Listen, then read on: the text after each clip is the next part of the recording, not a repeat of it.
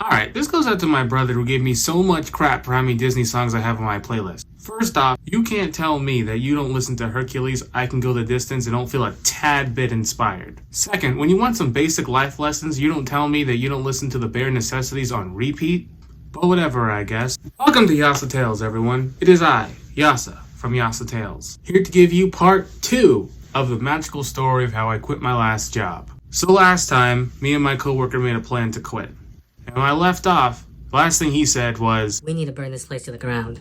But if you want to see what led up to that, go check out my last video, and I swear I'll actually leave the link in the description. So me, being the more logical one, decided to call him out for how crazy this plan was.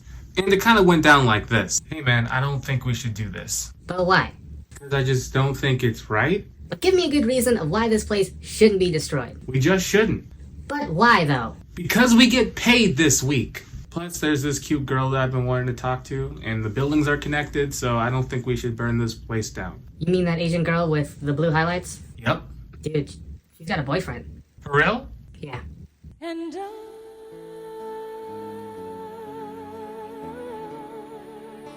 will always love you. But after a while, I actually had to sit him down and say, okay, listen, here's the real deal. We're dealing with a corporation. They're not going to care about every little thing that goes on in each individual store. So, if you go through with your plan and actually burn this place to the ground, not considering the other businesses that are attached to this building, but just this one, you're going to be seen as the crazy employee who just burned down a store. And the money is just going to keep flowing no matter what. Our best course of action right now, get an interview, get hired, put in our 2 weeks notice, and then quit.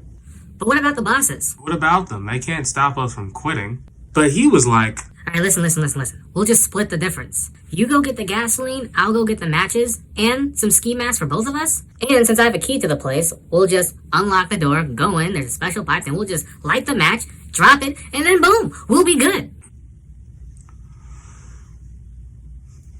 of course they'll figure it out. Of everyone here, only 3-4 people have a key to this place. That's all 3 of the managers and you. And they're gonna look at every single one of them, figure out none of the managers did it, and point out that it was you. Plus, your plan is for us to wear our uniform shirts? That's just a dead giveaway. Plus, since all the buildings are kind of like blended together, do you really want to burn down the yogurt shop that you love so much? I guess you have a good point. So after a bit more convincing, I finally got him to calm down. Eventually, the end of our challenge was about to come to an end. We only had 1 more month until the end of our challenge. But then my day finally came. I finally got the call, and they were like, "Hey, can you come in for an interview?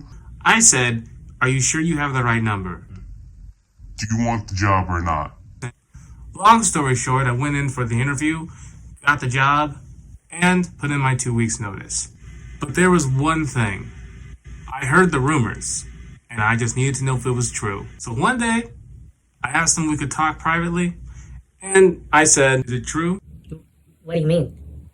Is it true that a lot of jobs have been interviewing you and are actually wanting to hire you? I mean, yeah. So why haven't you quit yet?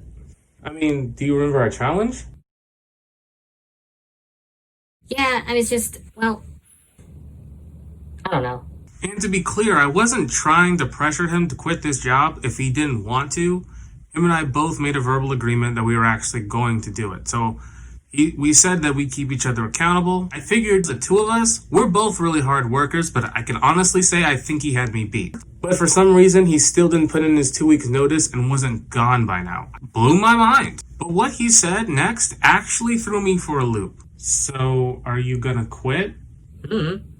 Then he went off to his lunch break. I guess this whole situation kind of showed me that there are really 2 kinds of people in this world. The person who says something's wrong and then does something about it, or the type of person who says there's something wrong but then comes into work the next day. Because it's really about which one are you.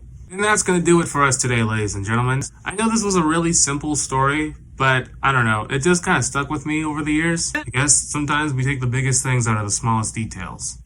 Next week's story is probably going to be something I've been wanting to talk about for a really long time, I feel like it's finally time for me to actually admit this to the world.